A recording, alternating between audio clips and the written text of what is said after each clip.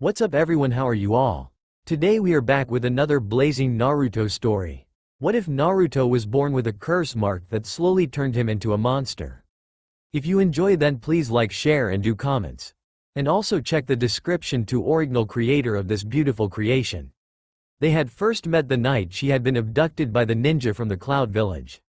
Everyone had been told that she had been rescued by her father on the Hyuga clan grounds, but only a select few knew she had actually been saved by the village demon near the village gate. After that, they had their second meeting a year later when she found him after one of the many attacks he suffered by the villagers. They had learned each other's names at this time as she helped him recover. They soon became the best of friends. When her mother died, he was there for her and she needed him to be her strength. Then when she was 7, she was cast out of her clan and once again, he was there for her by offering a place to live. It was at this time he revealed his closely guarded secret, his mother's blood limit, the Reikigan or aura eyes. She also gave him her first kiss as he did her. They knew they had to tell the Hokage about this, so they went to get some sleep. Though they slept apart at first, before the night was over they started to share his bed and found they liked being close together. The following morning, they had breakfast followed by a trip to the Hokage Tower. Along the way, he got the usual hate-filled glares from the villagers, though some were being sent towards Hinata. They couldn't understand why someone with such a high standing as a Hyuga would sully themselves by being seen with him. They don't know about her exile yet, and felt he was trying to corrupt her. They soon arrived and soon came face to face with the old man. Sarutobi was surprised to see them together at first. Anywhere away from the park is a surprise to him, and they told him what has happened. The old Hokage was angry at the Hyuga clan for casting Hinata out and was happy to see Naruto do such a kind service to her. When the third told her he would find a good foster home for her, she declined as she had already found one with Naruto. He wasn't sure if this was a good idea and she then told him that even if she were to be placed with another family, she would just run back to stay at Naruto's as much as she can. He sighed and agreed to them living together. Over the next several weeks, the village learned of Hinata's exile and her living with Naruto. This started a fury among the villagers who demanded she be kept away from him. The last thing they needed was the demon having a girlfriend. One day while walking around, Naruto and Hinata were attacked by a drunk villager who was focusing his efforts on hurting Hinata. By chance, Asuma happened to be walking nearby and came to their aid. When they third learned of this, he was able to get a law passed protecting them from future attacks. If anyone broke this law, they and their family would be heavily punished.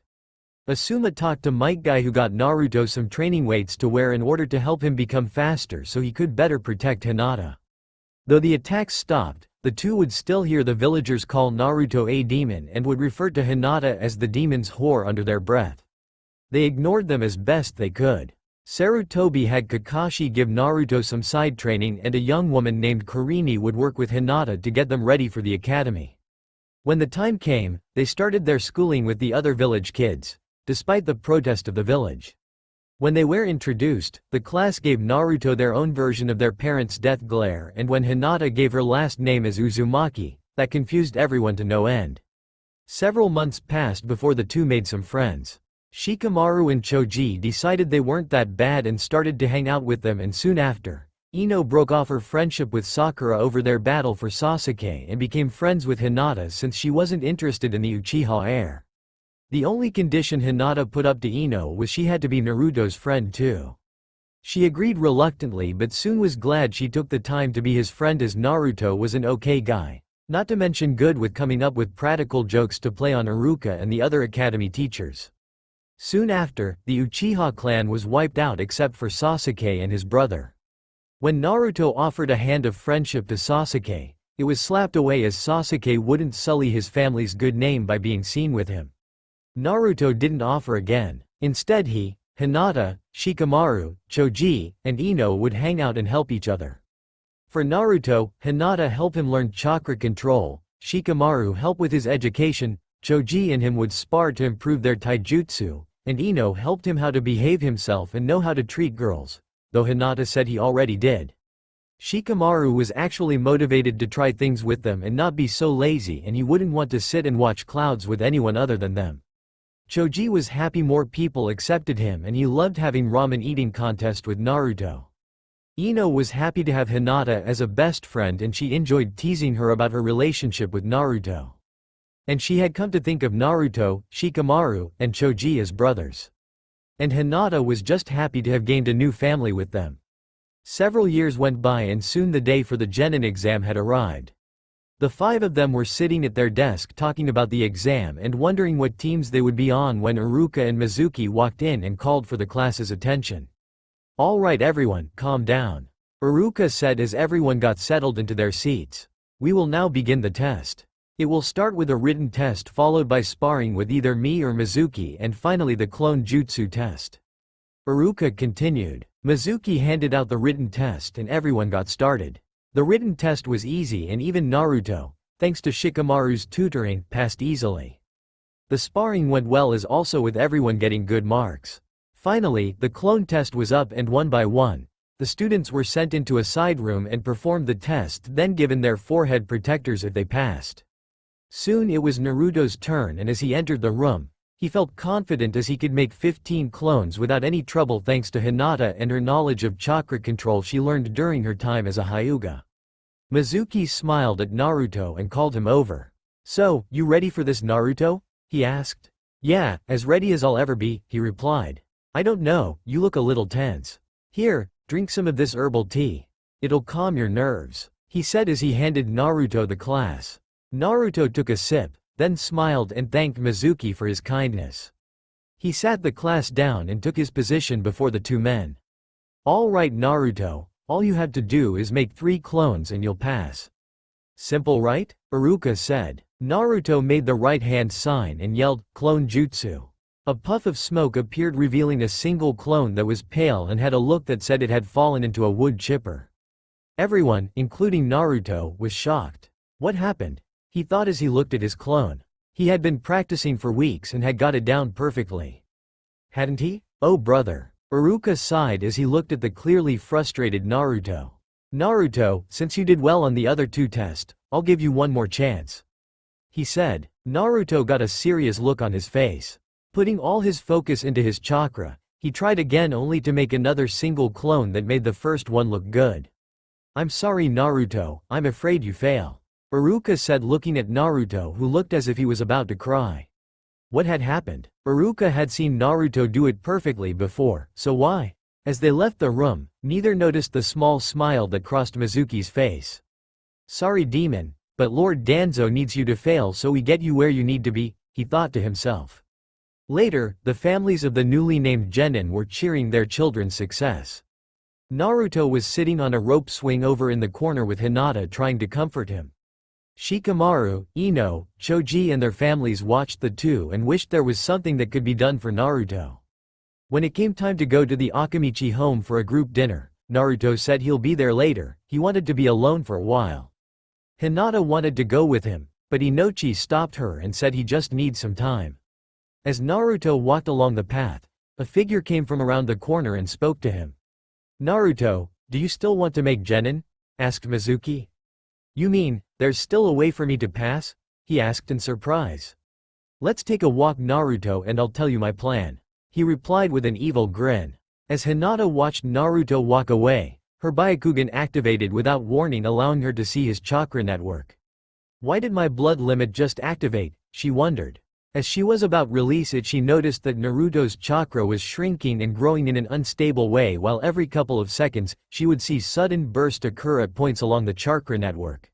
She knew enough to know that something wasn't right. "Mr. Yamanaka?" she said to Ino's father. He looked at her and replied, "Yes?" She told him what she saw and asked what it could mean. "Well, if what you described is accurate, then a person whose chakra is disturbed like that would have trouble focusing their chakra and performing even the easiest jutsu." Realization filled her mind as she thanked him, then left saying she'd be right back as she just remembered something she left at the academy. She just hopes that Iruka-sensei was still there. 15 minutes later, Naruto and Mizuki were standing atop the Hokage monument looking out over the village when Naruto broke the silence. "So, what do I HVE to do to make genin-sensei?" "Okay, here's the deal. Me, Iruka, and the Hokage decided to set up a field test for you.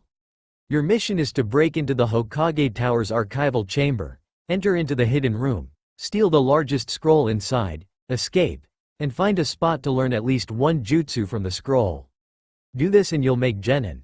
Easy, right? Oh, and before I forget, you need to avoid being seen and caught by the chunin on guard in the tower.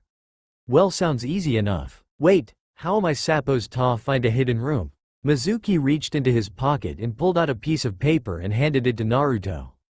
Well, I shouldn't be doing this, but I want you to pass. So to help you, just follow what I have written down on this paper and you'll define. It not only tells you how to find and access the room but also the movements of the chunin on guard. I don't know, it sounds like a good deal, but it seems that I'm getting special treatment just like Sasuke always gets. And I'd rather earn everything through hard work as opposed to letting it get handed to me on a silver platter like Sasuke does. Well, if you'd rather wait another 6 months to take the test again, that's fine. It's a shame though. I mean, there's a good chance that Hinata could end up on Kiba's team and that would give him a chance to get Hinata to like him. Mizuki said, knowing that would clinch the deal. Naruto froze at the comment. He was well aware that Kiba had his eyes on Hinata for a while now and that Kiba was always looking for a chance to break them up so he could date her and if they were on the same team. Well, he didn't want to think about that. Okay, I'll do it. As he started to move, Mizuki stopped him. One more thing, well, 2 more actually. 1, you have until midnight to complete this test. And 2, you should go to the old shrine near the training grounds. I'll be there at around 11:30 and if you're still having trouble learning a jutsu from the scroll, I'll help. Oh, you might be hungry, so eat this. It will give you some energy and get your chakra stabilized. For the task ahead, Naruto ate the food pellet. Thanks Mizuki-sensei, for all you've done for me. Naruto leapt away. No, thank you Naruto, for all that you're doing for me. Mizuki thought as he watched Naruto head to the Hokage Tower. At the academy, Iruka was finishing up some paperwork when he noticed that Mizuki had left his herbal tea sitting on the table. He sighed as he went to pick it up. As he was about to pour it out the window, he was stopped by Hinata's voice. Iruka-sensei, are you here? She called out. Over here Hinata, he replied. She entered the room and he asked what the problem was. She explained what she saw when her Byakugan activated and detected his disturbed chakra flow and what Inoichi told her. Iruka thought on this for a moment till a thought came to him. Before Naruto tried to make his clones, he had taken a sip from Mizuki's herbal tea. No, he didn't? Iruka thought, would Mizuki actually do that? There was one way to find out. Hinata, use your Byakugan and watch my chakra flow. Hinata activated her blood limit as Iruka drank the tea. Almost instantly, his chakra became distorted as well. Your chakra is also disturbed like his was now, she said. Iruka pulled a medical pellet from his vest and ate it to get his chakra normal again. Okay Hinata, you go find Naruto and bring him to the Hokage. I'm going on ahead to let him know what's going on. She nodded as they both left. Iruka hoped that Mizuki wasn't planning something bad for Naruto. 30 minutes later, Iruka arrived at the Hokage Tower only to see the third and about 8 Anbu standing outside. With a wave of his hand, the Anbu vanished in a swirl of smoke. Iruka, is something wrong? Asked the old ninja. Though out of breath, Iruka told him what he and Hinata had learned. In turn, the Hokage related what had happened at the tower. The both agreed that Naruto must have been tricked by Mizuki. Iruka took off to find Naruto. 11 p.m. that night. Naruto was laying on the ground, panting heavily. It had taken some effort, but he had succeeded in learning a jutsu from the scroll. After a few moments to calm himself and get his lungs filled with oxygen again, he sat up and debated if he should try to learn any other jutsu from the scroll.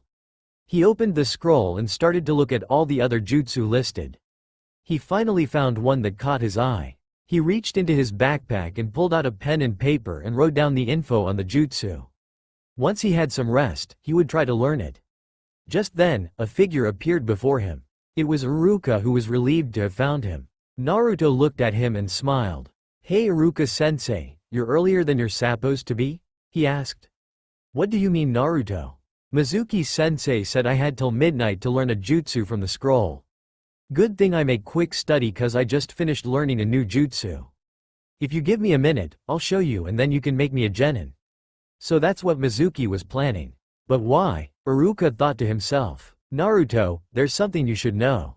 He said and explained everything about the drugged herbal tea, the fake mission, and the truth about the scroll. That can't be true.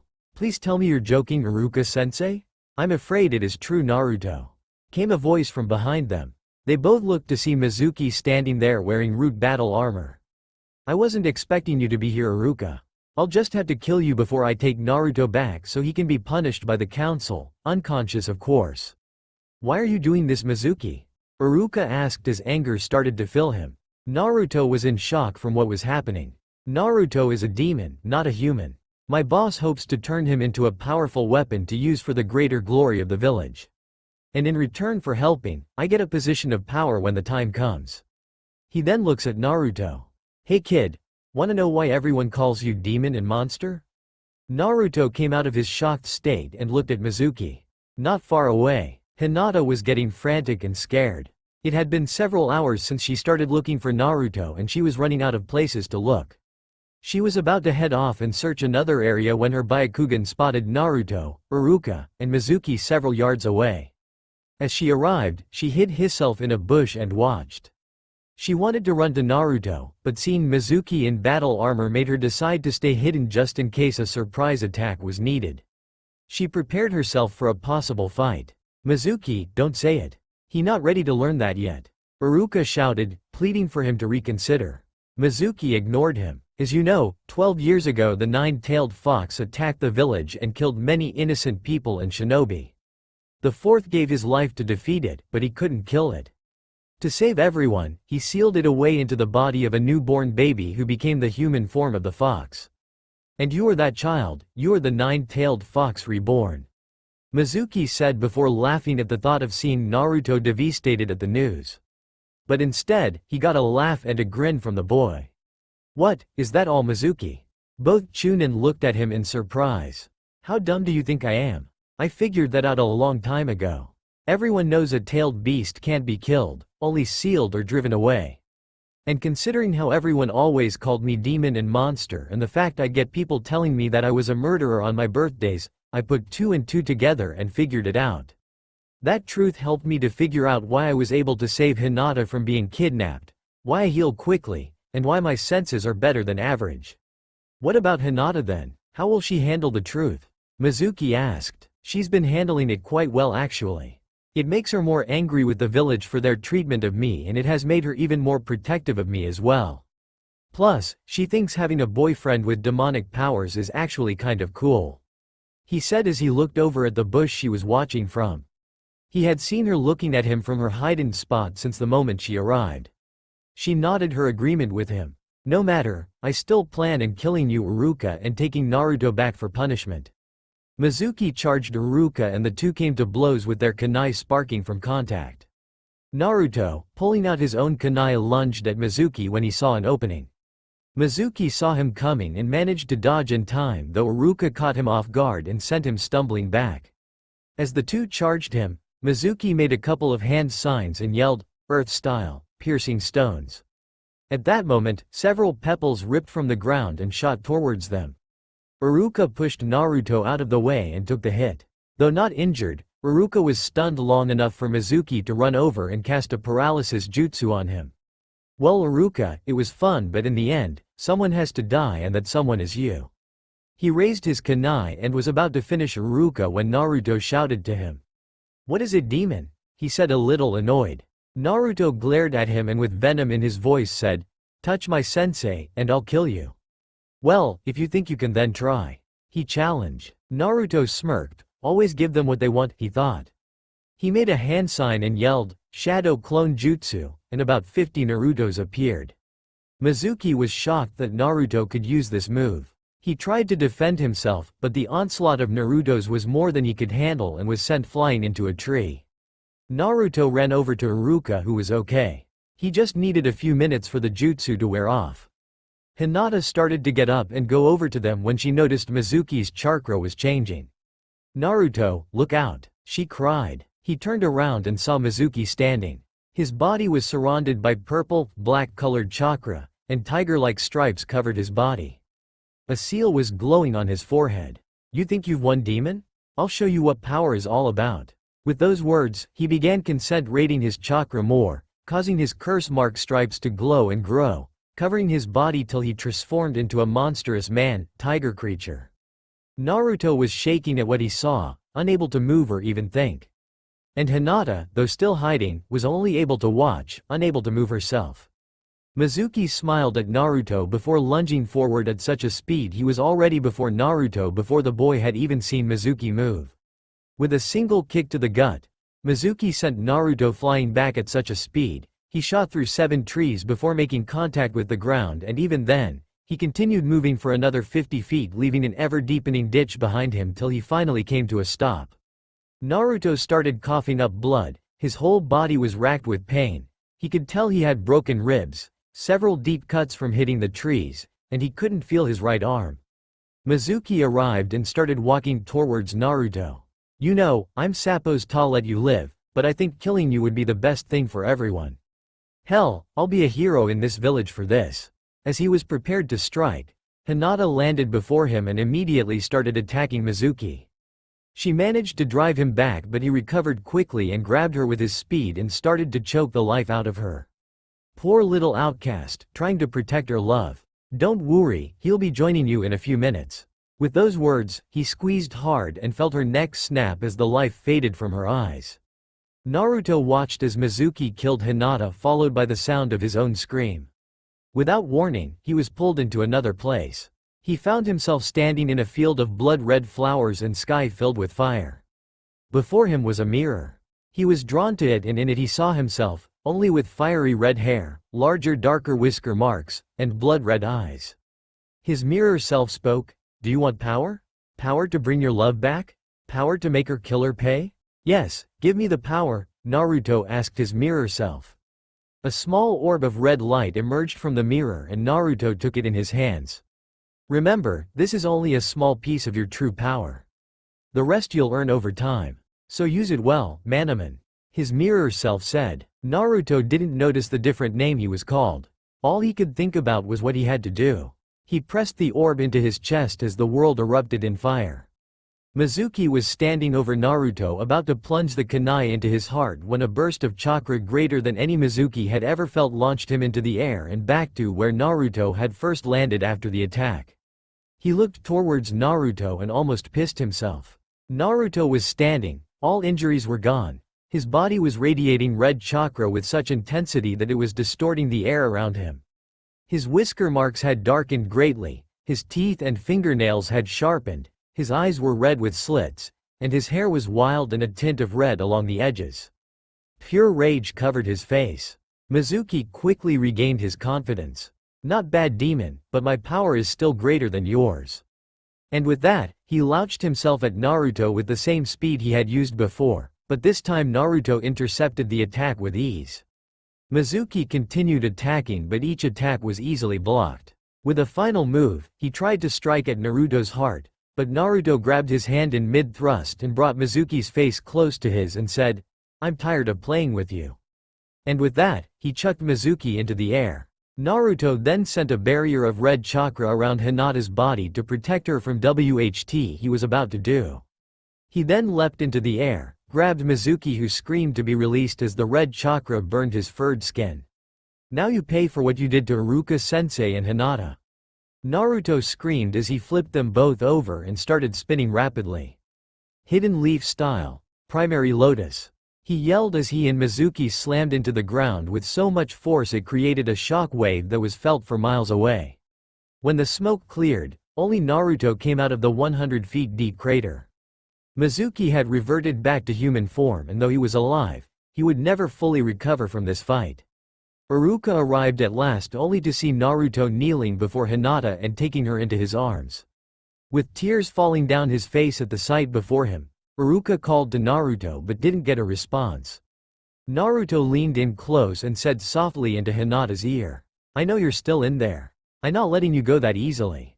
He then started pouring a mixture of red and blue chakra into her body as he gently kissed her lips. Her body began to glow with a blue-white light as her and his auras became visible to the naked eye. Iruka started to move to them, but was stopped by the third, who told him to leave them be. Color started to return to her body as she started to breathe again. Slowly, her hands rose up and wrapped around his neck as they drew themselves closer to each other. Finally, the glowing stopped as Hinata was fully healed and Naruto returned to normal. They broke the kiss and looked into each other's eyes and smiled at one another. "I thought I'd lost you there, Hinata?" Naruto said lovingly to her. She rubbed the edge of her nose against his and said, "You will never lose me, my brave fox. You're stuck with me for all eternity. I guess you're right, my angelic princess." "Oh, Naruto, one more thing," she said looking at him. "What?" he asked back. "That was the best kiss you've ever given me." The two started laughing happily before finally passing out from exhaustion. Both Iruka and the Hokage picked them up and took them to the hospital while Anbu dealt with Mizuki. Naruto and Hinata spent a day in the hospital. Despite everything that happened, they both were in perfect health. Naruto was made a genin and WNT to celebrate with his friends. As for Mizuki, he was discovered that his curse seal was not perfect and activating its second state power had damaged his chakra network. He would never use jutsu again, not that it mattered as he was also thrown into a coma from Naruto's attack. Despite evidence that placed Danzo in on this event, the old war hawk was able to escape punishment as the civilian council members were on his side. The investigation was dropped in exchange for Naruto being freed from any blame and punishment in the incident. Several days later, while Naruto was trying Konohamaru how to use the Waijutsu, Iruka arrived at the Hokage Tower with the team listings. After several hours, they came to a final decision and the Hokage went to inform the Jonin senseis on who they had to work with. The day for the teams had arrived. Everyone had their own hopes as to who they wanted to be with. "I'm going to be with Sasuke, Ino Pig." Sakura screeched like a banshee. "Forget it, Billboard Brow, he's going to be with me." Ino retorted. Everyone watched with amusement, wondering who would get the first punch. Iruka entered the room and called attention. Everyone took their seats as Iruka called out for teams 2, 3, and 5. Finally he came to Team 7. Team 7. Sasuke Uchiha, Kiba Inuzuka, and Ino Yaminaka under Kakashi Hitaki. Team 8. Choji Akamichi, Shino Abarame, and Sakura Haruno under Kurenai Yuhi. Team 10. Naruto Uzumaki, Hinata Uzumaki, and Shikamaru Nara under Asuma Sarutobi. Next time. Second test and elements. A.N. Mizuki got the curse seal from Orochimaru at some point in the past. However, since it was still an experimental seal at the time, it was unstable and dangerous to use, unlike the ones that the Sound 5 have and Sasuke has in the series. Orochimaru and Danzo are allies. This will have an effect during the Chunin exam storyline later. Since Hinata was cast out of the Hyuga clan, she can't use Hyuga as her last name anymore. So she's legally added Uzumaki as her last name, not that she minds though. There is a reason why Naruto's mirror self called him Manaman. But it's going to be a while before I explain why. I'll explain why the teams are set up as their next chapter as well as who has who for a Jonin sensei. Can you all take a guess as to why though? As far as Naruto's insane power, I was inspired by the scene from Hack, GU Volume .1 Rareth when Hisao meets Azure Flame Kite for the first time. I always used that scene of complete powerlessness against an opponent for some fights. Don't worry though, I'm not making Naruto godlike powerful. That was just a heat of the moment kind of power. Though, since the fox is the strongest of the 9, Naruto dominating enemies with its power isn't all that surprising. Don't worry, it'll be a while before he has that much power again. Team 7. Sasuke Uchiha, Kiba Inuzuka, and Ino Yaminaka. Iruka said, "As long as they don't get in my way, I don't care. But I will kill them if they do," thought Sasuke. Damn it, I wanted to be on Hinata's team. How am I supposed to win her over when I'm stuck with that stuck-up blonde and that ass Uchiha? Thought Kiba with an angry growl. Alright, thank you Kami. I get to be with Sasuke, haha. Take that, Billboard Brow, thought Ino happily. What the hell is going on, Iruka? Screamed Sakura. Everyone noticed that she didn't use sensei after his name. I'm supposed to be with Sasuke, not that fat pig. What did you? Ino started before Iruka cut her off. Sit down and shut up now, Sakura Haruno. He yelled back with enough anger that made even Sasuke cringe. Sakura quickly shut up and took her seat. The teams are set up as they are for a reason. If that is not acceptable to you, hand over your forehead protector right now and get the hell out of this class. And if you do, don't bother coming back as you will never be a ninja again. Now moving on. Team 8. Choji Akamichi, Sakura Haruno, and Shino Aburame.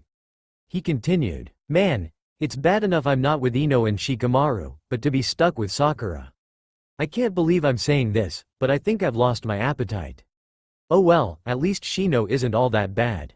Choji thought. Choji might be acceptable to work with, but I may be forced to take extreme action against Sakura if she acts like this on missions. Thought Shino. No, this can't be happening. Stuck with Bug Boy and that fat ass. My mom's gonna hear about this. It's that damn Naruto fault. If he hadn't made Genin, I would be with Sasuke. I'm gonna get you for this, you demon. Sakura thought in a rage. Sakura's mom is on the village council and is among the worst of Naruto's detractors. And finally, Team 10. Naruto Uzumaki, Hinata Uzumaki, and Shikamaru Nara. Iruka finished. Alright, me and Hinata get to stay together. I got to thank Iruka and the old man later. And with Shikamaru, I know I won't have to worry about my brain going to rot. Thought Naruto. Naruto, we get to stay together. I'm so glad. And Shikamaru rounds us out very well. Hinata thought with tears of joy flowing down her cheeks.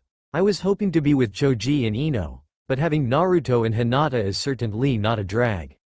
Thought Shikamaru. Now as far as why the teams are set up as they are, it's simple. For Team 7, Sasuke is adept at both ninjutsu and taijutsu, making him a good fighter. Kiba and Akamaru are skilled trackers with their superior sense of smell and hearing. And Ino can gather intel with her mind transfer jutsu. For Team 8, Choji with both physical strength and expansion jutsu, making him a strong brawler. Shino's bugs can track enemy movements, making him a good tracker as well as being good at both offense and defense when needed. And Sakura has unsurpassed chakra control and is a potential genjutsu master in the making, which is good because your Jonin sensei is the best genjutsu user in the village. For Team 10, Naruto is a fighter through and through, plus his Raikingen can help identify hidden enemies because you can't hide your aura like you can your body. Hinata has her Byakugan, which can see in a 360-degree field of vision as well as see through solid objects, making her an excellent tracker. And Shikamaru can use his Shadow Jutsu to ensnare enemies and immobilize them for capture and interrogation. Iruka then listed the reason for the other three teams' pairings. He then told them who their Jonin senseis would be before giving them free time to know their teammates better. They had to return to the classroom by 1 p.m. though when their senseis were to arrive. 1 p.m. One by one, the Jonin senseis came and got their teams. Team 10 was taken out to the academy's training yard with Asuma to begin introductions. Once the three teams were sitting, Asuma started to speak. Okay, you three, this is the point we do formal introductions. To that end, pretend you don't know each other and give out your name, likes, dislikes, and your dreams for the future. I'll start. My name is Asuma Sarutobi. My likes are my family and friends, my dislikes are people who think only of themselves, and my dream is to share my life with my longtime girlfriend and make up for a mistake I made years ago. Naruto. My name is Naruto Uzumaki. My likes are Hinata and my friends, ramen, training, and gardening. My dislikes are people who judge you without knowing you and the few seconds you have to wait for instant ramen to cook. And my dream is to be Hokage and gain everyone's respect. One day beat Shikamaru at shogi, and marry Hinata. Hinata blushed at that last part. Shikamaru couldn't but grin, and Asuma felt this reminded him of another genin who said a similar line years ago about his team's kunoichi. Hinata. My name is Hinata Uzumaki. My likes are Naruto, my friends who are like family to me, cinnamon rolls, drawing, and of course Naruto. My dislikes are people who disrespect others for any reason and guys who can't take a hint. Referring to Kiba. And my dream is to be a strong kunoichi and marry Naruto. Asuma chuckled at this. If only Kurenai had been that receptive back then. Oh well, at least she's with me now, he thought. Shikamaru. My name is Shikamaru Nara. My likes are playing shogi with my dad and Naruto, hanging out with Choji, watching the clouds with all my friends, and sleeping. My dislikes are anything that requires any serious effort and having to carry Ino's bags when she goes shopping. Naruto jumped in and said, yeah, me too. I can't believe I forgot that. Both Naruto and Shikamaru shuddered at the thought of what Ino does to them and Choji. Hinata giggled at that. And my dream is to live a normal, plain life with an average wife and hope my kids are more active and motivated than me. Asuma smiled at them. One thing was for sure, this was going to be interesting. All right you three, I want you to be at training ground 10 at 9 in the morning to take the second test. They all looked at him in surprise. What second test sensei? Naruto asked. As you all know, you take a 3-part test in the academy to see if you have what it takes to be genin. The second test, given by your Jonin sensei, test to see if you three can work together as a team and if it's worth my time to train you. Just because you made genin doesn't mean you're ready to do genin task, and I don't want to waste either mine or your time if you guys aren't ready for what's ahead of you. Any more questions? They shook your heads. All right, dismissed. Next morning, training ground 10, 9 a.m. Naruto, Hinata, and Shikamaru arrived to find Asuma waiting for them, apparently enjoying his cigarette. Okay you three, this is how it's going to work. You will have 30 minutes to fight me and show me your skills. You may defeat me and you may not, beating me isn't the point. What I want to see from you is how you'll act and react to a battle situation. Remember to come at me with the intent to kill, got it? The 3 genin nodded. Okay, begin. They vanished from Asuma's sight and for the next 10 minutes, he stood there waiting for any attack to come. He knew they must be forming a strategy, which was good. It showed they wouldn't rush into a fight they knew was coming without thinking about a plan of attack first. Just then he heard a noise from behind him. He spun around readying himself for battle. From out of the trees and bushes emerged 50 Narutos coming at him from both the front and the sides. He pulled out his chakra blades and poured his chakra into them. He started to attack the shadow clones and taking them out one by one. After several minutes, he finished the last one and was about to start a counter-attack when he saw a black shadow racing towards him. He started jumping back to keep some distance between him and the shadow as more clones appeared and followed as well. He was about to make a move when he suddenly found himself leaving the ground, falling backwards. What the hell? He thought as he hit the ground. Then he saw the reason for his fall. Another Naruto clone, or maybe Naruto himself, had gotten behind him and lowered himself onto the ground so as to trip Asuma up, and it had worked. Asuma cursed himself for neglecting to watch his back. Just as he got up, he was caught in Shikamaru's shadow possession jutsu and was now frozen. He could still move because Shikamaru was still just a beginner, but it was extremely difficult. Hinata, now! Yelled Naruto. The young girl appeared before Asuma and started hitting all the chakra points in his arms and legs with her gentle fist style, rendering them useless. He fell back to the ground with a look of shock on his face. They had actually beaten him. The 3 gathered in front of him smiling. Hey, how was that Asuma-sensei? Naruto said with a big grin on his face and his arms around the back of his head. Both Hinata and Shikamaru were also smiling. He continued to look at them for another few seconds before giving off a happy chuckle. Well, isn't this a surprise? I wasn't expecting you guys to actually outsmart me. I have a feeling we're going to be a great team. This got a cheer from Naruto, and a nod from both Hinata and Shikamaru. Hinata then undid her attack and Shikamaru released him. Okay then, we still got 11 minutes left. What do you say we see how you handle being on the defensive now, shall we? After the fight. Okay guys, good work. It looks like Team 10 going to be together for a while. Now before I dismiss you all, there's one more thing to take care of. Asuma then pulled out 3 strips of paper and handed one to each of them. They looked at the paper confused and asked what they were for. This is chakra paper, we'll be using it to determine the elemental affinity of your chakra. As you all know, there are 6 types of chakra. Neutral, fire, water, wind, earth, and lightning. All people have neutra, as it is the regular state for your chakra. But each person has elemental chakra mixed in with neutral chakra. Most only have one element. Now and again though, a person might have more than one. This usually means that a person has a blood limit that allows them to mix the 2 elemental types together to create a special sub-element. The first Hokage, for example, had both earth and water and was able to create the sub-element wood as a result. Now pour some chakra into the paper and let's see what you got. They did as asked and afterwards he told them the meaning. Okay, Hinata, you're a water type which is a good choice for a healer. Shikamaru, you're an earth type, good for defense. And Naruto, you're a wind type which is good for close-range fighting. Now so you don't have to ask, it is possible for you 3 to learn jutsu that are a different element from what you naturally have. But for now, it's best to focus on your main element. That's it for today. Be here at 9 a.m. and we'll start training and we'll have our first mission in a week. Dismissed. As they started to go, Asuma called out to Naruto. What is it, sensei? Naruto, it's a good thing I'm your sensei. Why's that? Besides you, I'm the only other shinobi in the village with wind-type chakra. That means I'm the best choice to help you train and learn how to use it. Naruto nodded as he went to join his friends. Over the next week, they started training and each one learned at least one elemental jutsu and several non-elemental jutsu. Naruto upgraded his training weights for the third time, and Asuma sent out a special order for a chakra sword for Naruto to train with.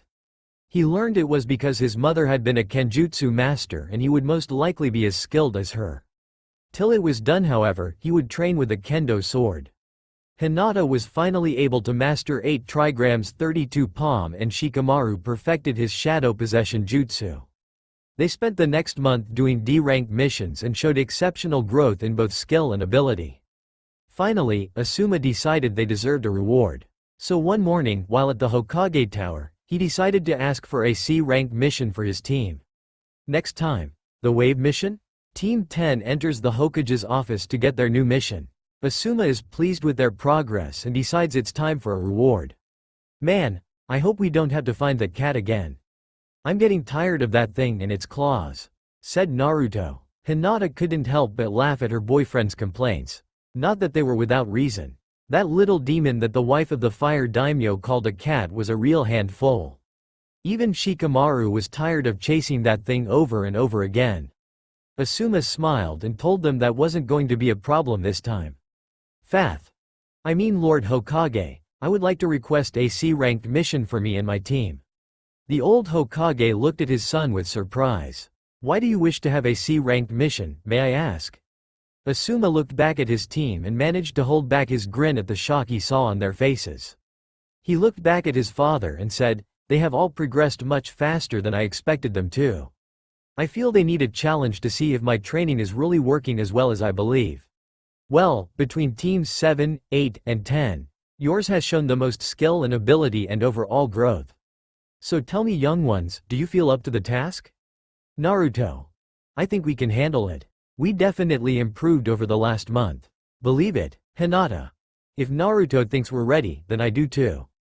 Shikamaru. It'll probably be a drag, but I guess it might be fun. Very well, I got just the mission for you then. Cat, go get our client and bring him here. The third said to the Anbu standing by the door. The young woman bowed then disappeared in a puff of smoke. So what kind of mission is it anyways? Asked Asuma. It's a combination of escort and guard duty. Your team is to guard the client, a Mr. Tazuna Moteo, as he makes his way back to his hometown where he is currently overseeing the construction of a bridge that will link the island the town is on to the mainland in the Land of Waves and make life there easier because they currently have to spend money to pay for the shipping of goods both to and from the town. Once there you will remain and assist him as guards for the construction crew due to several attempts at sabotage on the project by a man named Gato, a local land baron who also controls the shipping line. So if the bridge is finished, this Gato will lose valuable revenue and at the same time help the people of Wave? Asked Asuma. The third nodded. Yes, Gato is in control of most everything there already and also has put a heavy tax on the people of Wave. It's so bad that most are just barely making enough money to keep their families from starving. This bridge is the hope of the people and the bane of Gato. Well, why doesn't someone deal with this Gato guy? Wouldn't that solve the problem? Asked Naruto. That would make things easier. Unfortunately, he is a powerful man and getting him punished for his many crimes against the Wave is hard considering he and his men are the law in Wave.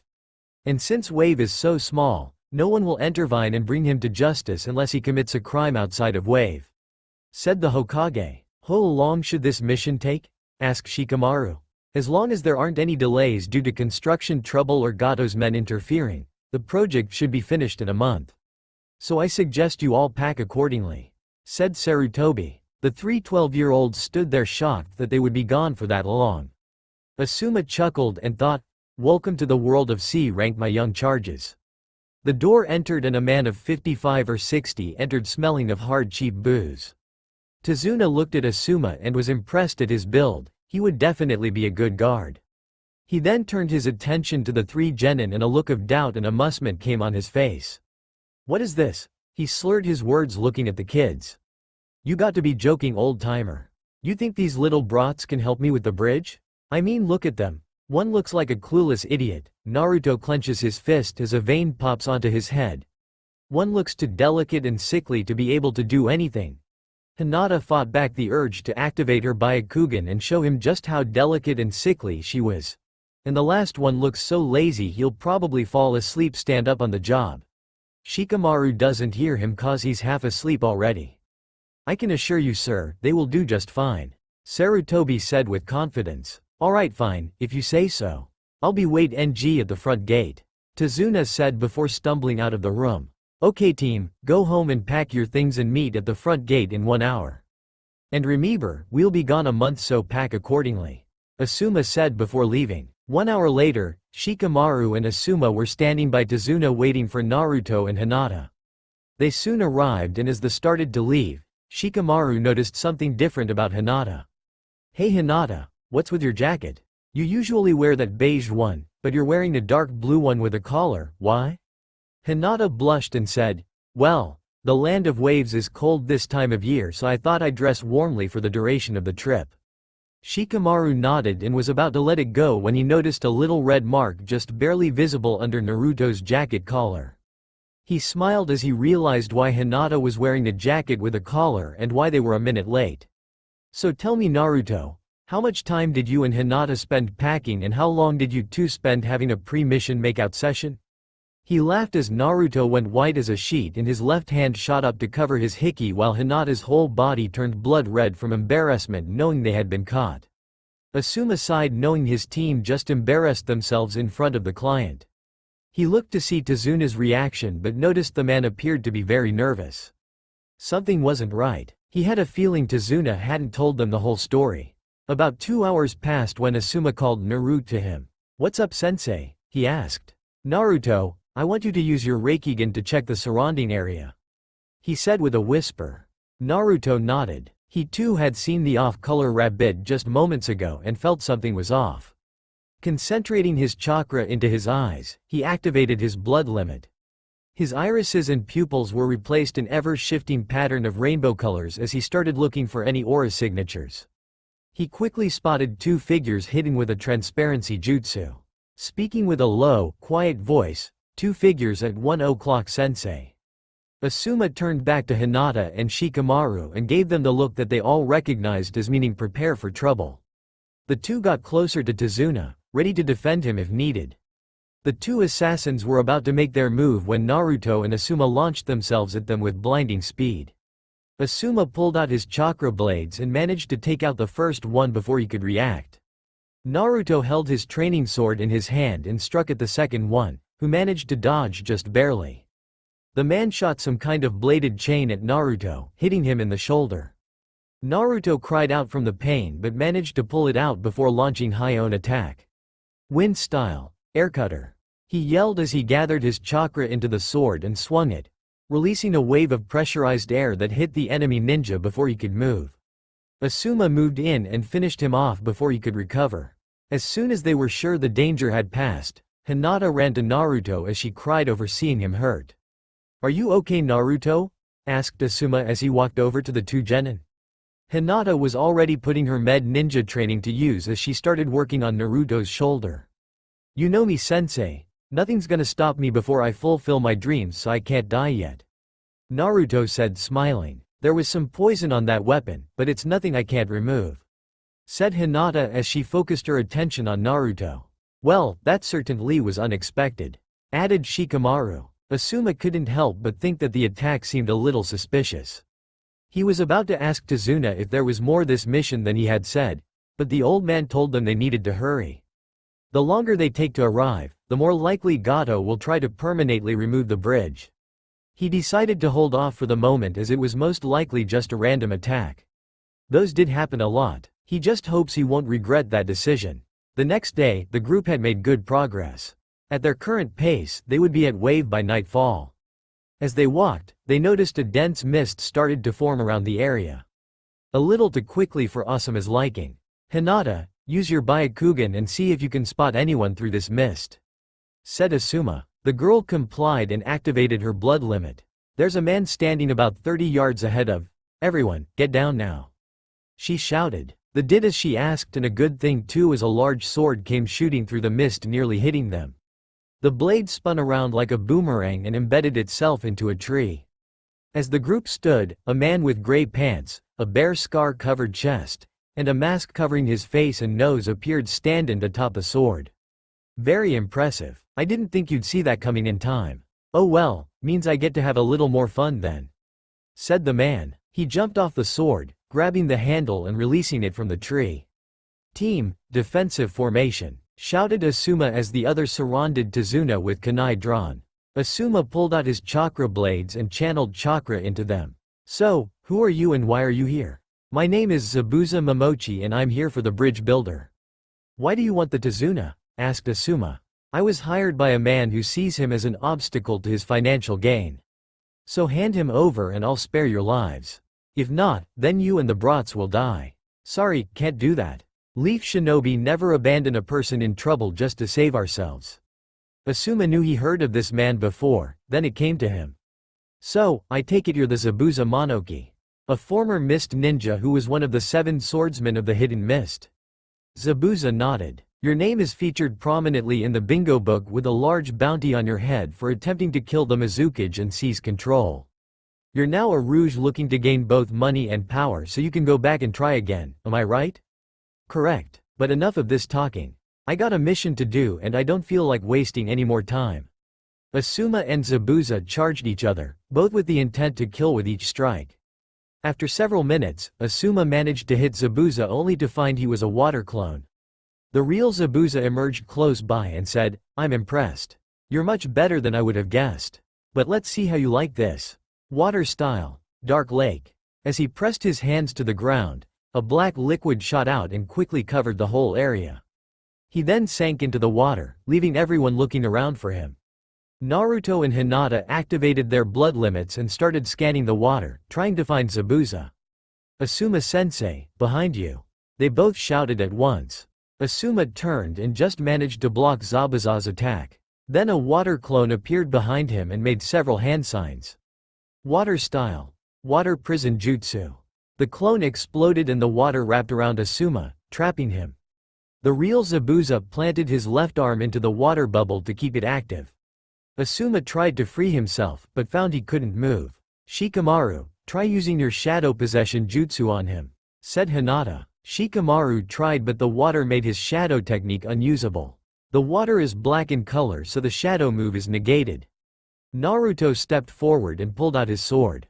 Okay guys, I'll take care of this, said Naruto. Hinata tried to stop him, but he told her that there wasn't much choice. He has to try and rescue Asuma. Shikamaru told him to focus on getting Zabuza's hand out of the sphere. That should break Asuma free. Tazuna wished him luck. Shadow clone jutsu, yelled Naruto, and 20 clones emerged and charged Zabuza.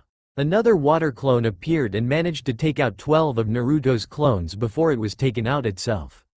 Naruto and the remaining clones attacked Zabuza, who was able to finish off the others and knock Naruto back with his right hand. Only one trick left, Naruto thought. He leapt into the air and pulled out 2 giant shuriken. Demon Wind Shuriken, he yells as the sends both at Zabuza. Zabuza catches the first one and jumps over the second one. The second transforms into Naruto, who launches a kunai at the man, but Zabuza is just able to dodge it. Nice try kid, but you'll have to do better than. He's cut short as the large shuriken he's holding transforms into another Naruto. Before he can react, the second clone makes a hand sign and says, Shadow Clone Explosion. The clone explodes, sending Zabuza flying back and hitting at the edge of the black water. Asuma is freed and congratulates Naruto on his quick thinking. Zabuza gets up, wincing in pain as his right arm is pretty torn up. So tell me, Demon of the Hidden Mist, how does it feel to be outsmarted by a genin? Asuma asks as he charges Zabuza. Water style. Water Dragon Jutsu. Zabuza manages to unleash his stronger jutsu but is quickly beaten when Asuma counters with a powerful wind jutsu that cuts through the water dragon and sends Zabuza into a tree. Just as Asuma moves in to finish the job, several senbon fly out and hit Zabuza, killing him. My apologizes, I did not mean to interrupt your fight. I was sent by the Mizukage to kill this man and bring his body back for study," said a masked figure who appeared and grabbed both Zabuza and his sword before disappearing again. "You alright, sensei?" Naruto asked as he and the others ran over to him. "Yeah, but I don't think this is over." "What do you mean, Asuma-sensei?" asked Hinata. "That person who was just here wore the garb of a mist tracker ninja. But trackers tend to destroy a body on sight, not take them away. And I find it odd that he would be ordered to take the body back to the Mist Village. I think Zabuza is still alive and that tracker was his ally. We may run into them both again." "You mean we might have to face that guy again? Man, this mission is turning into such a drag," Shikamaru commented. "Possibly, but before we go any further, I would like you to tell me the full story of what's going on to Tazuna, or else me and my team will return to the village now." "What are you talking about?" Tazuna innocently asked. Asuma sighed, he really wasn't in the mood for this. "Alright, if that's how you want it, fine. Okay team, we're heading home." As Asuma started to walk away, the three genin looked at each other for a second, then started to follow their sensei. "Wait, alright already. I'll tell you what I left out," Tazuna said as the four ninjas stopped and looked back at him. "Everything I told you was true, I just left out a few important bits of information." "Well, let's hear it," Asuma said, still a little annoyed. "What I failed to mention was that Gato has hired a Rouge ninja who was once from the Hidden Mist Village, as well as several ninja from the Hidden Cloud Village, to deal with any bodyguards I might get to help with protecting the workers and making sure the project is finished."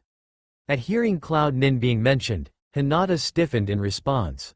A look of fear appeared on her face. Naruto noticed this and wrapped his arms around her, quietly telling her that he would not let her go through that again.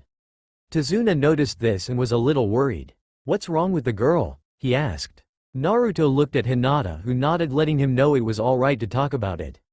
When Hinata was 3, more specifically on her 3rd birthday, she was kidnapped by a cloud ninja who planned on taking her back to his village so they could one day use her as a breeding slave in order to give them her former clan's blood limit to use. The village was told that she was saved by her father before the man could get her away from the Hyuga clan compound. But the truth is he almost got her out of the village and make his escape, but I was luckily present and managed to save her," Naruto said. Hinata hugged him tightly, silently thanking him again for saving her from that dark and sick fate. Asuma smiled at knowing Naruto would protect her with his life. Shikamaru was shocked by this information. He had heard of the kidnapping, but he had been told the same story as the rest of the village. This unexpected revelation was something he would have never guessed possible. And the fact that Naruto was able to stop a Jonin-ranked ninja at the age of 3 made him even more impressive. "I see, I'm sorry to hear that. But please understand me and my people's situation. We are a poor village as well as a poor nation, and Gato takes most of what little we actually have. I knew that we didn't have enough to pay for protection if I was to tell you the truth, so I hid the details and said it was only local troublemakers. Please forgive me and please don't leave us hanging. This bridge is important as it's the only thing that can save us from Gato and finally help us become prosperous again." Tazuna pleaded as he humbly kneeled down and bowed to them. "Well, I can understand your need. If you had been completely truthful, this would be an A- ranked mission, easy with what we're dealing with. However, I also need to think of my team as well. They are only a month into their training under me, and though they have shown themselves to be exceptional, I doubt they're ready for this kind of mission." Asuma then turns to look at his team. "I leave it to you guys to decide. Now, knowing this is a rank, do you 3 still want to do it, as you all could be killed, and with Cloud Ninja involved, Hinata will be targeted if they learn of her." Naruto looked at Hinata. She was obviously frightened, but she nodded her okay to continue, then hugged Naruto even tighter for comfort. He brought his hand up and ran it through her hair, letting her know he would not let her be kidnapped again. He then looked at Shikamaru, who returned the look and said it was up to him. Naruto then looked at Tazuna and said, "Alright, we'll still help you so long as there is nothing else you're hiding from us." Tazuna shook his head, and with that, they continued on with their mission. There was no trouble for the rest of the day. Soon, night started to fall, so they set up camp to eat and rest, as they would arrive by lunch in the morning. They soon retreated to bed, with Naruto and Hinata went to one tent while Asuma, Shikamaru, and Tazuna went to the other. When Tazuna asked about Naruto and Hinata, Asuma told him about their situation and why they both had the same last name but looked nothing alike. Tazuna felt bad for them and promised to make it up to them. Later that night, Naruto awoke to find Hinata gone. Concerned, he went to go look for her. As he looked around, he noticed a sound he hadn't heard before.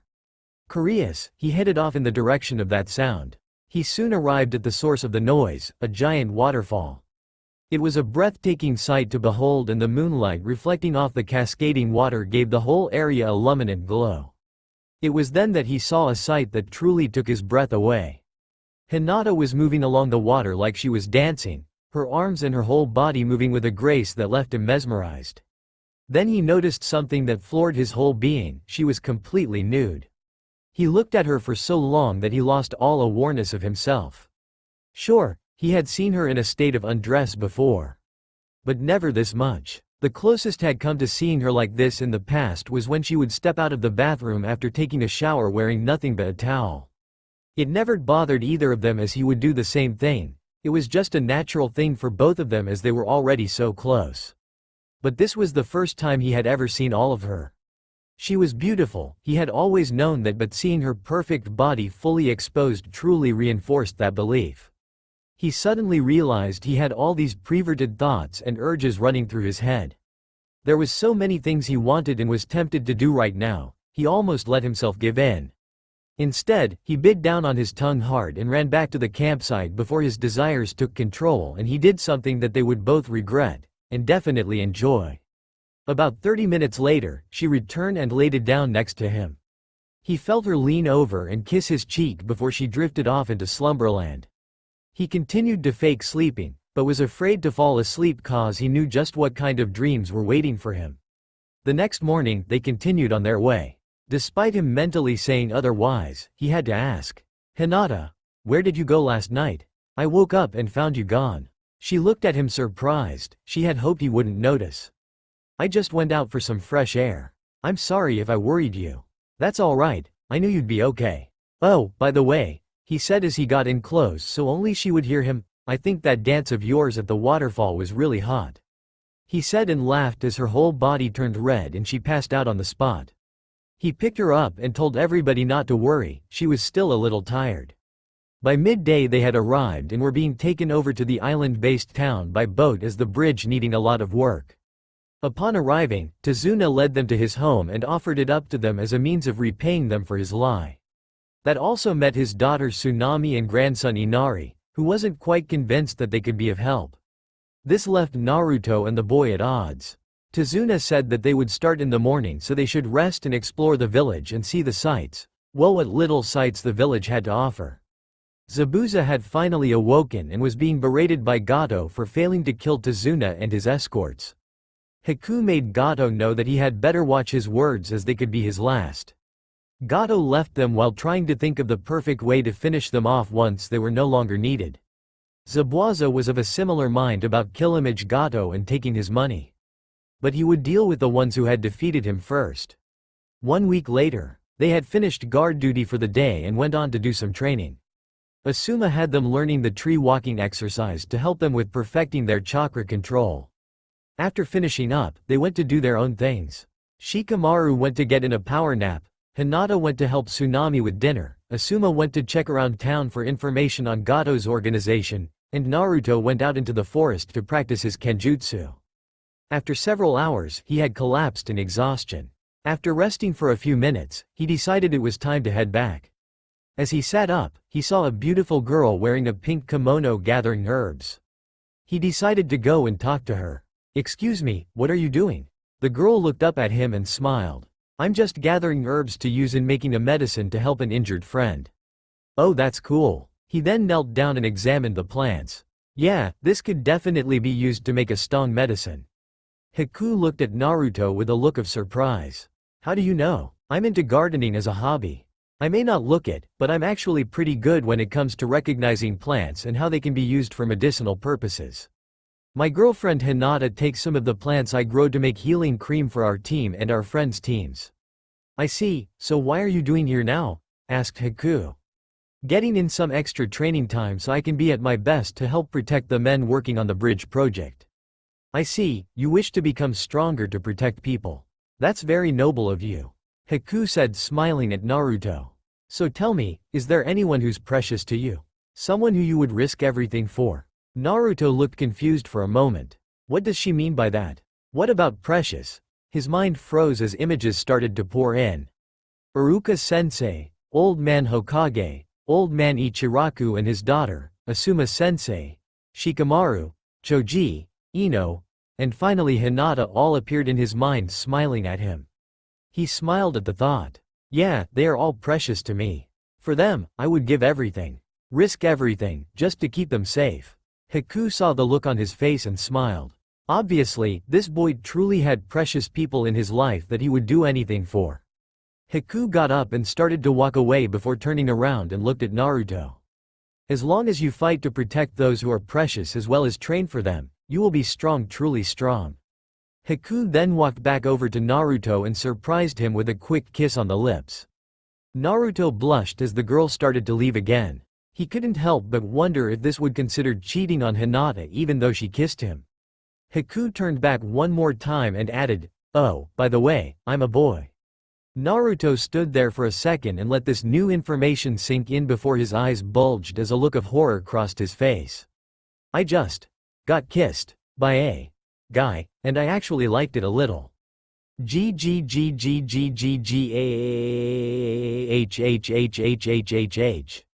He screamed as he ran to the nearest bush and started vomiting uncontrollably into it. Haku watched the whole scene with a happy smile. I wonder if I should tell him I was lying? Yeah, I think I will. But I'll wait a few more minutes as watching his torment is actually kinda funny. After Naruto got over the incident and returned to Tazuna's place, he decided to tell Inari about his goals in life. This had led the kid to yell at Naruto and say that things like heroes don't exist and he's stupid to think such things. Tazuna heard this and took Naruto and the others off to another room and told them about Inari's father and how his death at the hands of Gato changed Inari from a hopeful child to the person he currently was. Inari was sitting at the window in his room, looking out over the ocean. He was lost in thought, thinking about his dad. He was drawn from his thoughts by a knock at the door. "Come in," he said as he looked to his door to see who it was. He regretted it after Naruto entered. He turned back to looking at the ocean for a few seconds till finally, with a little anger in his voice, said, "What do you want, Naruto?" He didn't get no response, instead there was only silence. After a moment, he turned to see what Naruto was doing only to find him standing next to him, also looking out over the ocean. "You got a good view from here, Danta-cha?" he asked. Inari nodded before turning back to continue his own gazing. "Yeah, I like looking at the ocean. It's calming," he said. Naruto smiled and said, "It is, isn't it? I like it here actually. I think I might come to live here when I retire as a ninja. There's something about the smell and sound of the ocean that sets me at ease." The same goes for Hinata too, on both counts. After several minutes of silence, Naruto finally decided to get down to business. "Inari, your grandfather told me about your dad." Inari stiffened at this as Naruto continued. "I'm sorry for your loss, I really am. But you should know, I see your father as a hero." He stood up for what he believed in and didn't back down. He thought till the very end and never once chose to give up and run away. That what makes him a true hero who'll always be remembered. What do you know, Naruto? You don't know how hard it is not having him here. I could care less how everyone else will see him. The fact remains that he chose a path that led him to an early death instead of one that kept him with me and Mom. Though I'm happy you think of him as a hero, what good are heroes if they leave their families behind to suffer? Naruto looked at Inari for a moment then gave him a sad smile. You're right, Inari. I can't imagine what it must be like to have a family then have one of them taken away. He turned and headed for the door.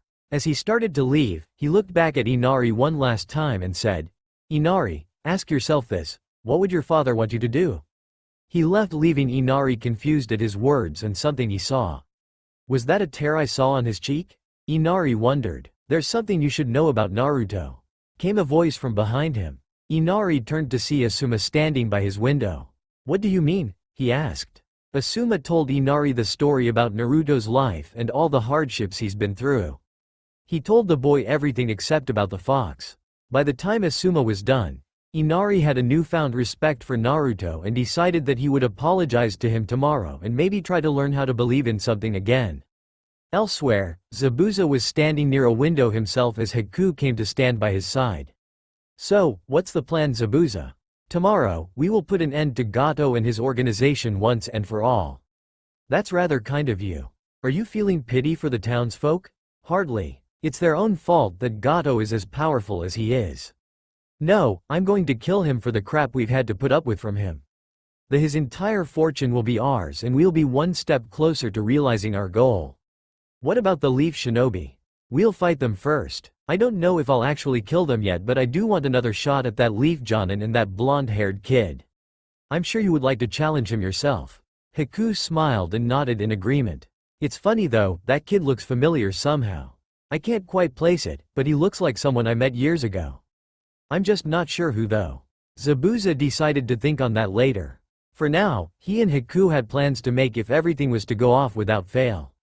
The next morning, Team 10 heads to the bridge to start their daily duties except for Naruto, who has overslept, and they decide to let him rest. As they head away, they failed to notice two of Gato's men heading towards the home. They soon arrived at the bridge only to find it deserted. They looked around but could not find any of the workers. "What's going on here? Where are my men?" asked Tazuna. They got their answer as the bridge began to be covered in mist. Asuma knew right away what was going on. "Hinata, Shikamaru, guard Tazuna. We got a fight on our hands." The two genin pulled out their kunai and got to either side of Tazuna. Asuma took a few steps forward, pulling out his chakra blades and sent chakra into them. "Come out, Zabuza, I know you're here." A laugh was heard coming from the mist. "So, you know I'm still alive. I guess Haku didn't do a convincing enough job. Oh well, it won't matter when I'm through with you." Zabuza appeared to Asuma's left, swinging his large sword down going for the kill. Asuma managed to block it just in time but was forced away from his team by Zabuza's strength.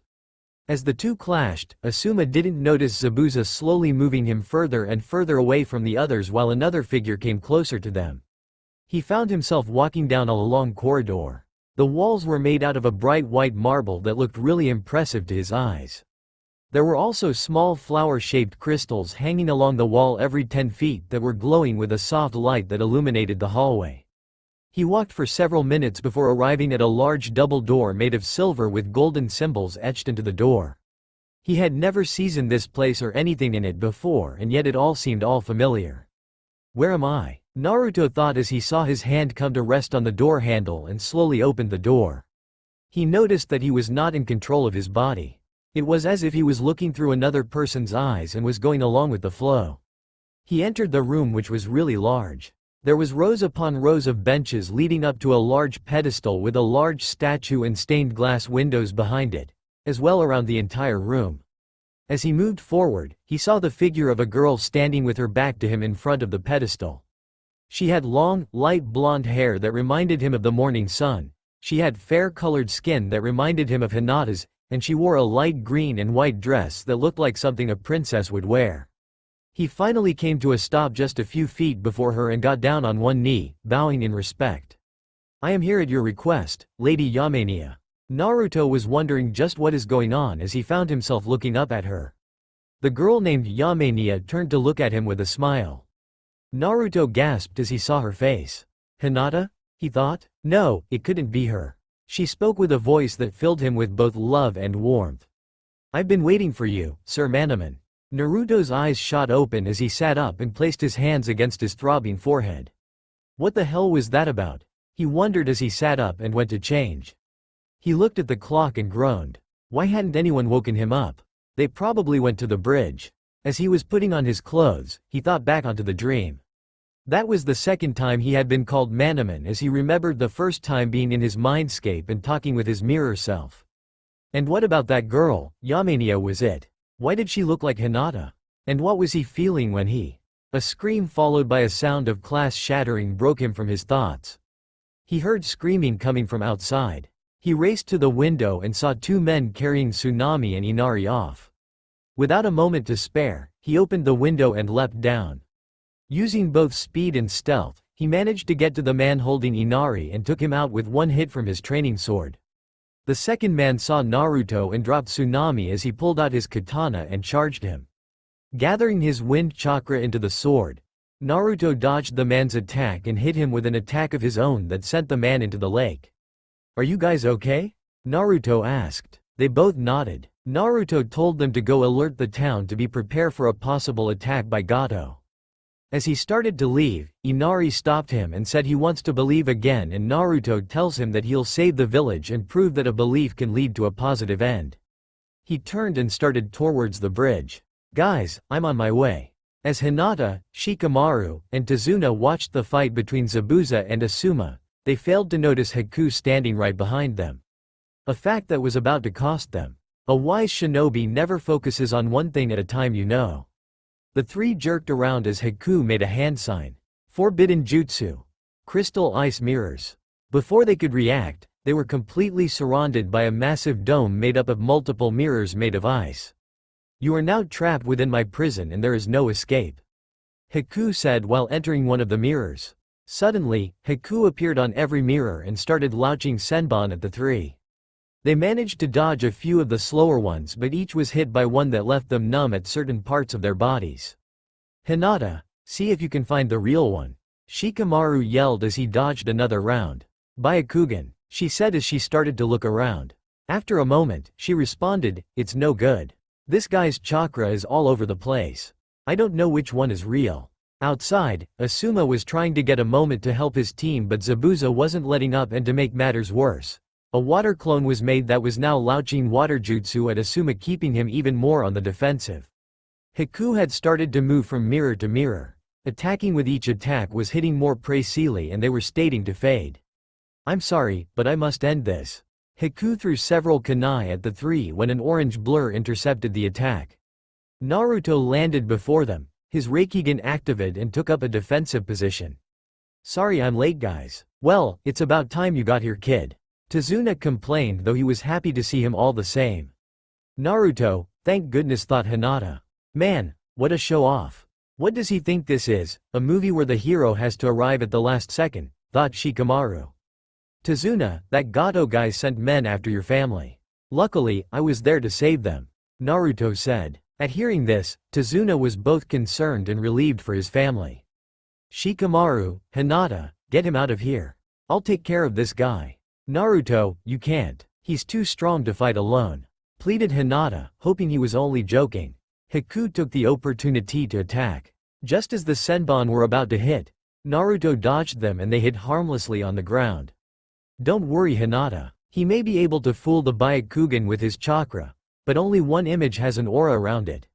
Now go, guys." They nodded and took Tazuna outside the dome. Haku tried to stop them, but Naruto jumped in and blocked the attack. "Good, now that they're outside, I can use it without having to explain to Shikamaru and Tazuna what they would have saw," Naruto thinks as he starts focusing on the power he needs. Several feet outside the dome. "You two don't have to stay with me. I'll be fine on my own. Go help your friend," said Tazuna. "No can do. If Naruto says to watch you, that's what we'll do," Shikamaru replies. Hinata nodds. "I don't think anyone is going to be okay. It's time I did a little remodeling around here, don't you agree, Tazuna?" The three looked around and saw Gato and about 50 men, including 2 cloud ninja, with their weapons drawn and preparing to fight. Meanwhile, with Asuma and Zabuza. "Okay Zabuza, I gotta ask. Why did you and the other swordsmen of the HD Den Mist betray the Mizukage?" Zabuza smiled beneath his mask. "Well, that's the funny thing about it. We didn't." "What do you mean?" Zabuza brought his sword up and said, "Beat me and I'll tell you what you want to know." "Inside the dome, what are you planning on doing? Even if you can detect my presence inside the mirrors, that still won't help you beat me." Naruto smiled as the change started. "I know. That's why I'm gonna take out the mirrors." Haku watched as Naruto's hair became wild, his fingernails became claw-like, his whisker marks became larger and darker, and his eyes went from blue to red with slits. "Rage mode," Naruto said. Haku was mystified as to what happened. Naruto thought for a moment on what to do. "Not as much power as last time, but it'll do for what I need of it. I better end this now before he can attack." Ice style. 1,000 frozen needles of death. Haku yelled as 1,000 projectiles shot out from the mirror. They all hit Naruto, making him look like a pin cushion. "I got him," Haku thought as Naruto wavered. However, Naruto just smiled and with a blast of red chakra, He sent the needles right back into the mirrors. Haku was surprised by this and had to quickly jump to another mirror as Naruto charged forward. His punch shattered the mirror. Haku tried to attack him from behind, but Naruto grabbed him, at the last second and brought Haku close. Naruto kicked Haku with such force that the young nin shot straight up and shattered the topmost mirror. Naruto surrounded his body with red chakra and sent it blasting outwards. The wave of energy hit and destroyed other mirrors with a single hit. Haku fell back to the ground and was caught by Naruto. Haku awoke to see Naruto holding a kunai to his throat. This fight is over. Agree to surrender and I'll spare you and Zabuza. Don't and, well, see what this power can really do. Haku nodded. The young nin got on his feet and removed the mask. You, Naruto said in shock. The blast of chakra Naruto unleashed dispersed the mist covering the bridge. Shikamaru used his shadow possession jutsu to stop Gato and most of his men while Hinata took out the rest, leaving only the Cloud Nen. Just when they were about to attack, both Asuma and Zabuza appeared and finced them off. What are you doing, Zabuza? Finish them. Zabuza smiled at his former employer and said, I think not. I've grown tired of working for you. This is much better as I can take half your fortune and the rest can be returned to the citizens of Wave. Everyone wins, well except for you, that is. Soon, the rest of the townsfolk arrived taking Gato and his men into custody. Zabuza and Haku agreed to stay and help with the bridge. Over the next 2 weeks, Team 10 learned that the hidden mist swordsman turned against the Mizukage because the current third Mizukage isn't the real one. The real one was killed and an imposter has taken his place. And this fake is stronger than all 7 swordsmen combined. So they chose to become Rouges as opposed to serving a false leader. They each are exploring options on how to take the stand-in out. Asuma had several more spars with Zabuza, as did Naruto had with both Haku and Zabuza. Hinata learned some water jutsu from the both of them while Naruto got some special kenjutsu drawing from Zabuza. Finally, the bridge was completed and it was named the Great Heroes Bridge. Yeah. I know it's supposed to be the Great Naruto Bridge. But for this telling, it makes more sense. And a plage near the bridge had the names of all those who help in its creation, including Team 10 and Zabuza and Haku. The former Mist Nin and his student decided to continue their own mission, but promised to keep out of trouble, yeah right, and said maybe they'll cross paths with Naruto and the others again someday. The job completed, Team 10 set out for home. 4 months have passed since returning from the Wave mission. In that time, Team 10 has done several more D and C ranked missions. The most recent being a mission to the Land of Snow. They had been hired as bodyguards, extras in a movie. But they soon learned that the lead actress was also the lost Princess of Snow. After a battle with her tyrannical uncle and his ninja forces, they helped the princess regain her throne and activated a machine that would simulate springtime weather in the kingdom for a few months during the year. Thus came the rise of the Land of Spring and Snow. They had just passed the gate, having completed the mission when they were stopped by Asuma. Okay, you 3, good work out there. Especially you, Naruto. It seems you have a habit of doing crazy things that gets you into serious trouble but at the same time, makes you really popular with entire nations and helping our village gain both respect and powerful allies. Naruto grinned from ear to ear and said, well, what can I say, Asuma-sensei, I work hard and have a way of making people love me.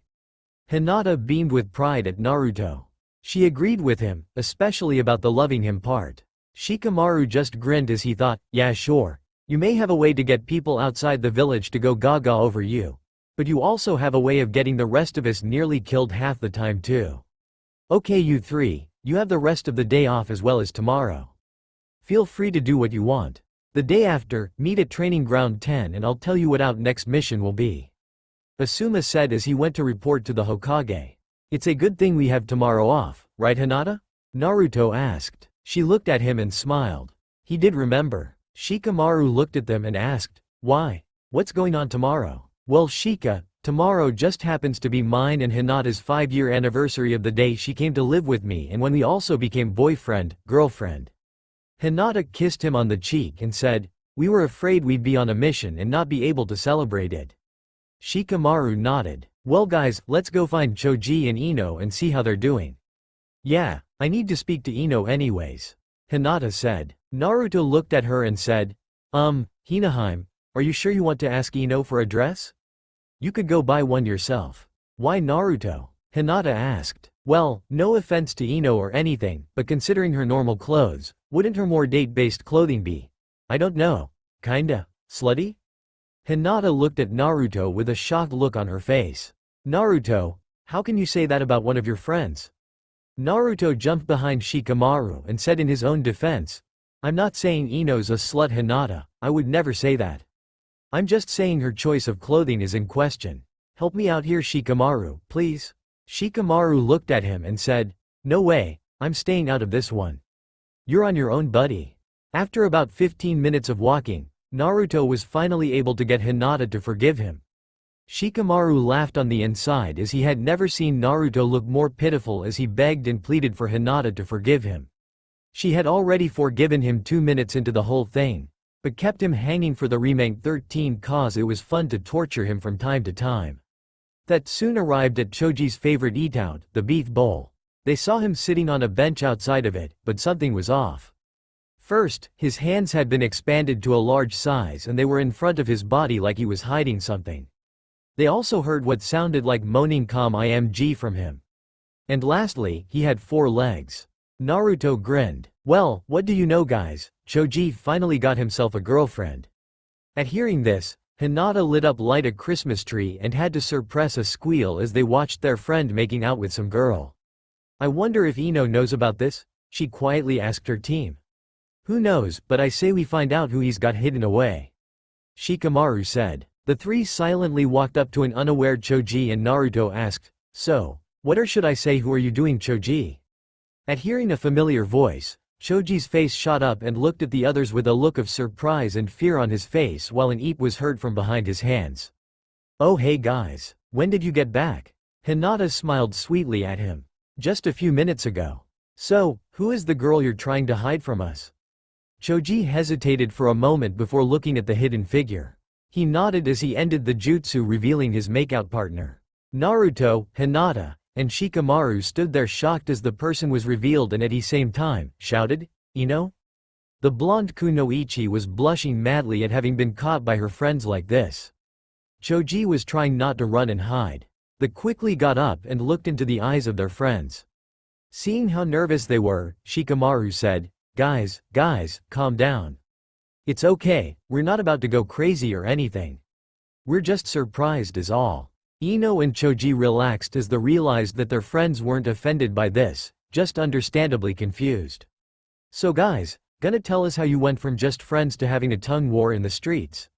I mean, I thought you were still chasing Sasuke, Ino? Asked Naruto. Both blushed as Ino decided to be the one to reveal the start of their relationship. Well guys, you remember how my team was sent on our first C-ranked mission just before you left to work with that actress? They nodded and remembered how Ino freaked knowing they were going to have a cameo in the new Princess Yukie movie. Well, while on the mission, we ran into some stone ninja and got into a battle. Me and that asshole Uchiha got separated from Kiba and Kakashi sensei during the fighting. We were facing 3 Chunin-ranked opponents and Uchiha was fighting 2 while I handled the last. The others were shocked to hear hatred and disgust in Ino's voice while talking about Sasuke. During the battle, his Sharingan activated and he unleashed a large fireball jutsu at his opponents. They dodged and the attack was coming towards me and my opponent. It was coming in faster than I could dodge, I thought I was going to die. Then my opponent shot forward and pushed me out of the way saving me. He died as a result. After Sasuke finished the other 2, I went over and asked what he was thinking, trying to hit me along with our enemies. His response was that mine or anyone else's lives don't mean a thing to him. If a person can't help him gain power, then they're better off dead. Naruto, Hinata, and Shikamaru were both shocked and angry at this and all thought the same thing, that bastard. When Kakashi sensei and Kiba finally found us, I told him what happened and he told me he'd have a talk with Sasuke. That of course, in my mind means that nothing is going to be done about it. Naruto scowled at this, that doesn't surprise me. When Sasuke is involved, he's always in the right. Both the teachers at the academy and the village council are always sucking up to him and giving him what he wants. I won't be surprised if he one day ditches this village if it means getting more power. The others nodded. Well, anyways, after we returned from the mission about 2.5 weeks ago, I asked the Hokage to switch me and Sakura. He said no at first, but I convinced him to at least ask her and Kurenai-sensei. If he didn't at least do that, I would quit being a ninja. About 30 minutes later, they arrived and the question was asked and Sakura begged for the switch. Kurenai-sensei was more than willing to do it because apparently, Sakura has been nothing but a right queen bitch to her team and sensei from day one. So, I'm now on Team 8 and she's on Team 7. I do feel sorry for Kiba, but at least he's happy working with Kakashi-sensei and learning about working with a dog partner better. After joining Team 8, I was told by Shino that Choji liked me and always talked about me. I guess I always knew but just looked the other way. So I decided that in order to fully get over Sasuke, I asked Choji on a date and I'm glad I did as it was the most fun I ever had and the rest is history. Ino finished as she gave her boyfriend a peck on the cheek. Well, what can I say, Ino's worth it to me. I'll do anything to make her happy. I'll even lose some weight, said Choji. Ino had him look at her and said, don't even think about it. I don't mind your size as it's just more of you for me to love. The five friends talked for a while as they got caught up on everything that was going on.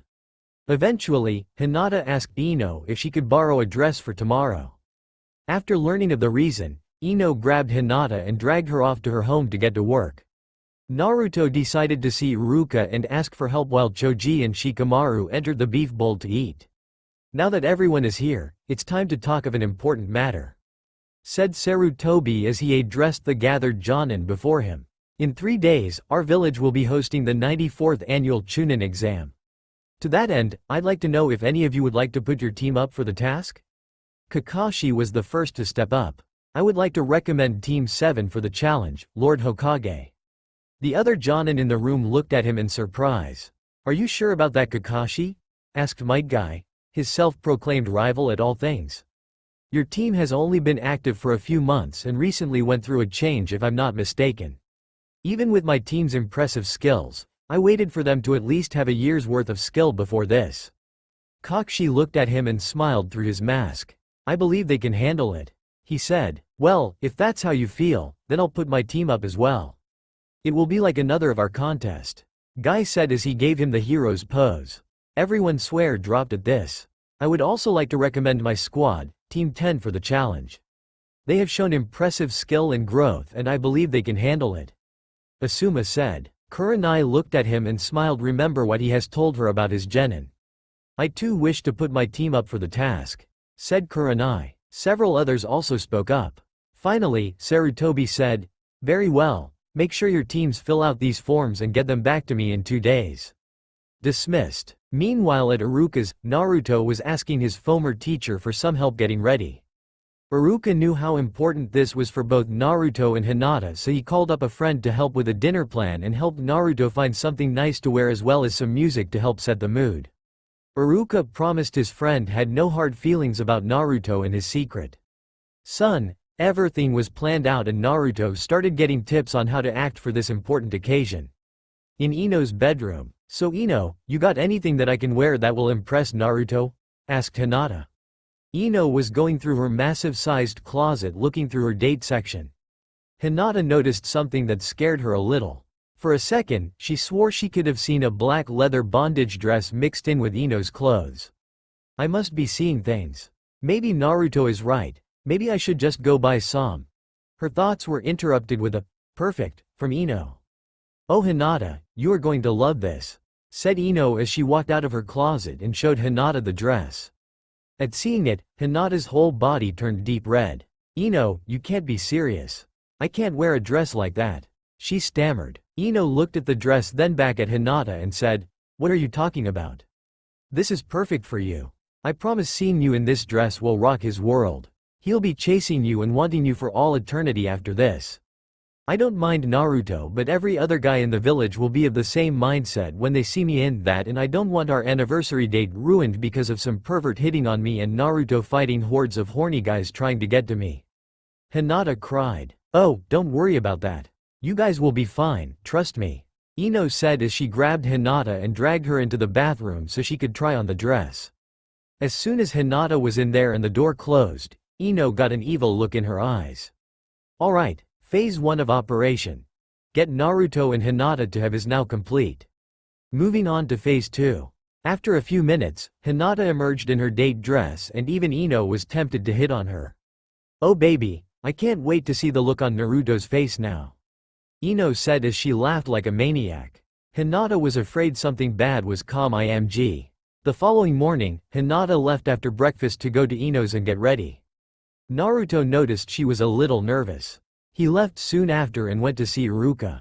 Together, they went and saw Iruka's friend who had everything set up in the back garden of his restaurant home. Naruto put a CD into the player and programmed it to play the songs he wanted in the correct order. He then returned to Iruka's and bathed. Upon getting out, Shikamaru and Choji had arrived to help. By 5:30 p.m., Naruto was ready to go. He was wearing black pants, a white shirt, and a black jacket that was opened in the front. Think how Rino from Final Fantasy VII dresses. Together, the four of them went to the Yaminaka flower shop. They were greeted by Ino's parents and Naruto noticed both Mrs. Yaminaka and Iruka were holding cameras. Ino finally appeared and said, "Damn Naruto, aren't you looking fine tonight?" Naruto blushed at her comment. Ino called out to Hinata who walked into the room with her cheeks burning with a deep pink color. When she was in full view, Naruto, Shikamaru, Choji, Iruka, and Inoichi all blushed madly at the girl and had a little nosebleed. She was wearing a sparkling red dress that opened along the sides of the shirt showing off her legs. Think of the dress Jessica Rabbit wore in Who Framed Roger Rabbit. Now for fun, imagine Shippuden Hinata wearing said dress and try not to faint from loss of blood. "Hinata," Naruto stammered near speechlessness, "you look amazing." Her blush deepened even more if possible. "Thank Naruto. You look very handsome yourself." Inoichi handed Naruto a small box. Inside was a special lavender-colored rose that the Yaminaka worked hard to make. He walked over and placed it in her hair and kissed her cheek.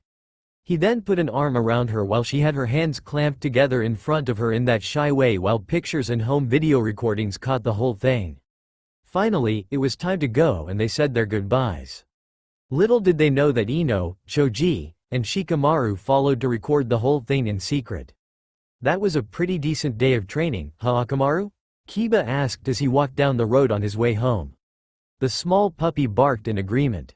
"Yeah no buddy, I've been thinking. Maybe I should give up chasing Hinata. I mean, she seems really happy with that idiot and the truth is Naruto isn't all that bad." Akumaru barked his agreement, reminding him that his sister's student Chisa, who was only a year younger than Kiba, seemed to like him and he should take her out on a date. "You're right buddy. There's no point in chasing a girl who'll never be interested in you. And Chisa does like me." He thought for a moment till he made up his mind. "Okay, it's decided. Kiba Inuzuka, on this day both declare and vow that I." He was stopped mid-sentence as he saw Naruto and Hinata walking down the opposing street talking. Well, he didn't see Naruto so much as he saw hotness that is Hinata in her super wide dress. Kiba continued to stare until they were out of sight and finally said, I will never let that loser have Hinata. I will do all I can to win her over as my girlfriend no matter what. Let's head home and come up with a plan for victory." As Kiba walked off, Akamaru groaned thinking how badly this was going to end. They soon arrived at the restaurant. It was a little Italian place, sorry, I don't know if they'd have a different term for it in the Naruto world. And the owner Luigi, sorry again, showed them to the garden in the back. Hinata was dazzled by the sight. Obviously, Naruto, with a little help, had made sure everything was perfect. Naruto did the whole gentleman routine with the chair and the two of them sat down and talked while awaiting their order.